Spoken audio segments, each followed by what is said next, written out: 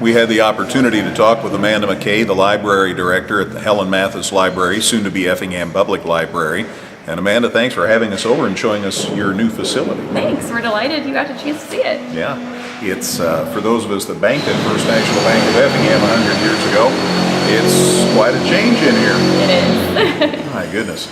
We are on the upper floor, which used to be leased out for various businesses around town and office space.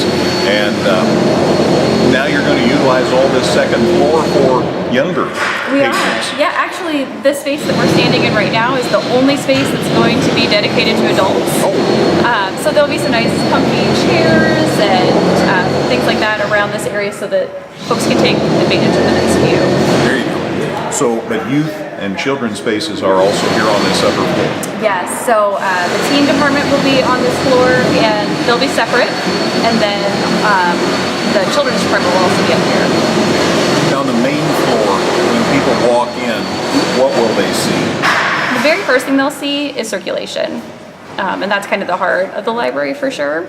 We'll also have all of our new books and materials right there, right at the front. We'll have computers.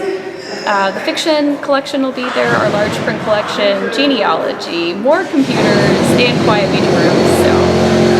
And then on the lower level, you're going to have two large meeting rooms, one larger than the other, and then a whole lot of storage space, which must make you awfully excited.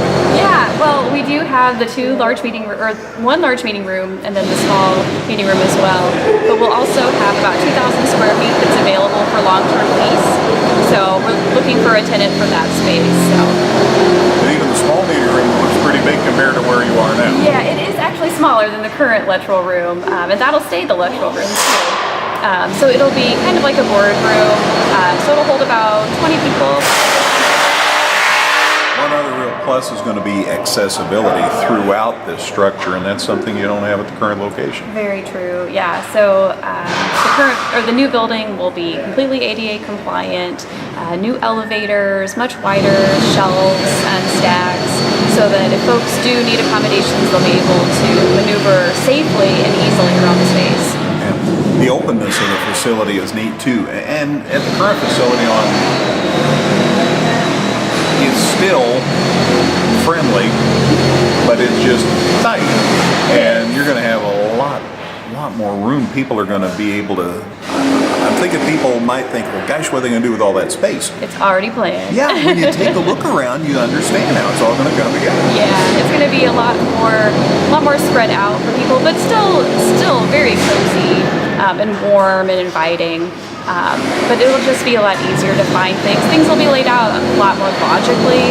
The books will flow in the order that they're supposed to flow in, instead of wrapping around and snaking back and following the breadcrumbs trying to find the right book. So. And people, I guess, can go ahead and start reserving space if they want something for the fall or the winter? Well, we haven't quite opened up reservations for the fall and winter yet, but soon, yeah, people will be able to. Okay. I know that if anybody has $100,000 or $200,000 laying around, that still would help. It absolutely would. We are still about $450,000 short on our fundraising goal, but we have every confidence that we'll meet our goal. Effingham has been, the entire community has just been so wonderful and supportive of this project, so we know that we'll bring it home.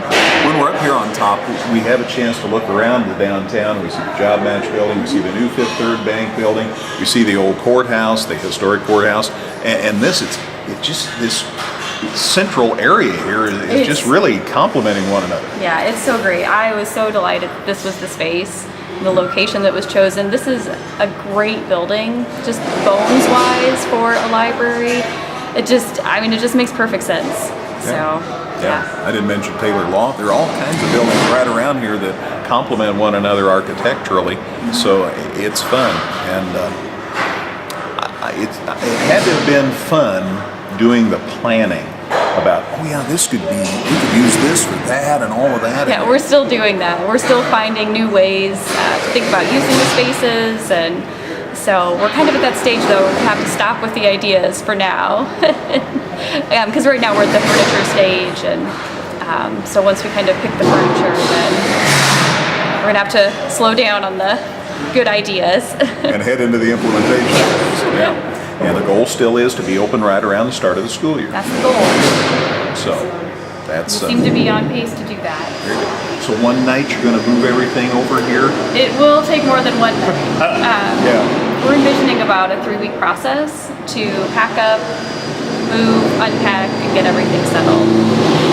So, but rather than closing, the board is working on a plan to see if we can provide at least basic services during that time period. It'll be very, very, very minimal because we'll be focusing on getting the new building ready, but we don't want to leave people without library services for 3 weeks. Yeah, exactly so. That's Thank you for the visit. Thank you for the tour. Looking forward to the ribbon cutting. Sounds good. Thanks. Good. That's Amanda McKay. She's the director of the Helen Mathis Library, soon to be Effingham Public Library. I'm Greg Sapp.